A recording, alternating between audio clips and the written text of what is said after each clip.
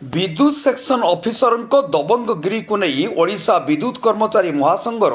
सांबादिक सम्मेलन बालेश्वर जिला टीपीएन और डीएल बस्ता शाखा पक्षर बस्ता विद्युत सेक्शन कार्यालय प्रांगण में ओडिशा विद्युत कर्मचारी संघ पक्षर सांबादिक सम्मेलन अनुष्ठित होईछि।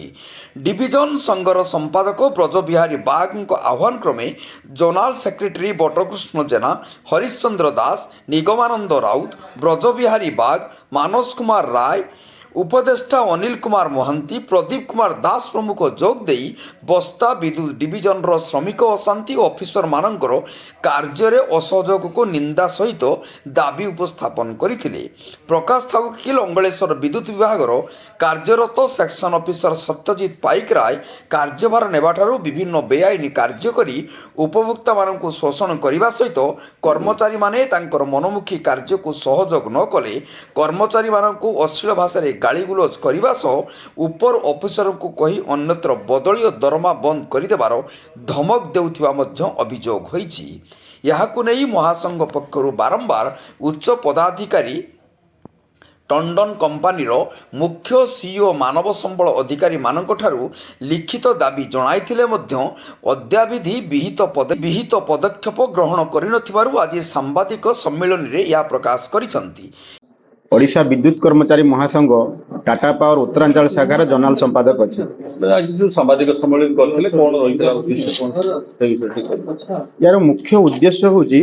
वर्तमान बस्ता डिविजन लंगलेश्वर सेक्शन ले जो लीड इंजीनियर विश्वजित पाइकराय सार अच्छी तांकरी ये पाई तांकर से जो भली भावे कर्मचारी मानकु 3 मास 4 मास हैला 3 मास 4 मास हैला जो भली भावे सेटिकल सेक्शन कर्मचारी मानकु विरोध करछन जहा कि जो काम आम कर्मचारी माने न करिबा कथा तांकु जबरदस्ती कराइबा एवं जो कर्मचारी माने न करूचंती तांकु अत्याचार तांकर एब्सेंट करिबा तांकु धमकेइबा तांकु मेमो करिबा शोकस करिबा जहा कि सेमानक तांकर परिवार कथा नुहे से करूचंती सेही परिप्रेक्षी रे मु ए बाबद रे आमर सीओ सार एचआर सार आउ सबु सार मान को जना जाइए लिखित भी भाव में दि जाइए सी जो दुर्नीति कर 4 मास है इनक्वारी कर इनक्वारी सरू ना जहाँकि आस्ते आस्ते आम कर्मचारी मानकर मनर दुर्बलता एवं आम बहुत मानसिक जंत्रणा भोगुचु। तेणु ए बाबद में जिते आम बारंबार लिखला पर भी लास्ट 7 दिन है आम पढ़ी गोटे लिखित देचु जदि या किसी आपण तार सदुपयोग एक्शन किसी बदली न करती एक्शन न नियंती ताहले आमे जेतिक काम आमर करिवा कथा जो जो काम आमर करिवा कथा आमे सही काम करिवु एवं सेतिक समय करिवु।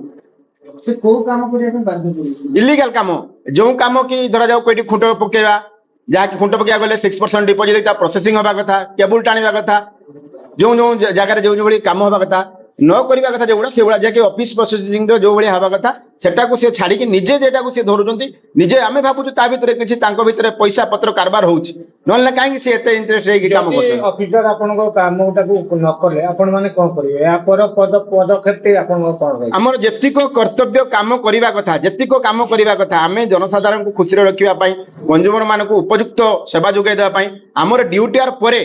आमे कार्य जेहेतु आमे जानिछु डिपार्टमेंट एसेंशियल डिपार्टमेंट आमे घर पाखापाखि समस्त रुहंती पाखापाखि जेहेतु रुहंती गोटे असुविधा हेले गोटे जेईटे फोन कला कि एडीओटे फोन कला कि एकजन आमे संगे संगे सेठी कहार ड्यूटी अछि आमे देखुनु आमे आसी किमिति कंज्यूमर माने सैटिस्फैक्शन हेबे तांको सर्विस दिया जिवो आमे सेही भलिया कार्य करू तेणु आमे सेतरे निवृत्त रहिबु आम ड्यूटी टाइम एतिको बा सेतिको करिवु हमर जो अभियोग कले जदि आपण कथा कही अधिकारी संघ तरफ रु आपण कोन कार्यानुष्ठान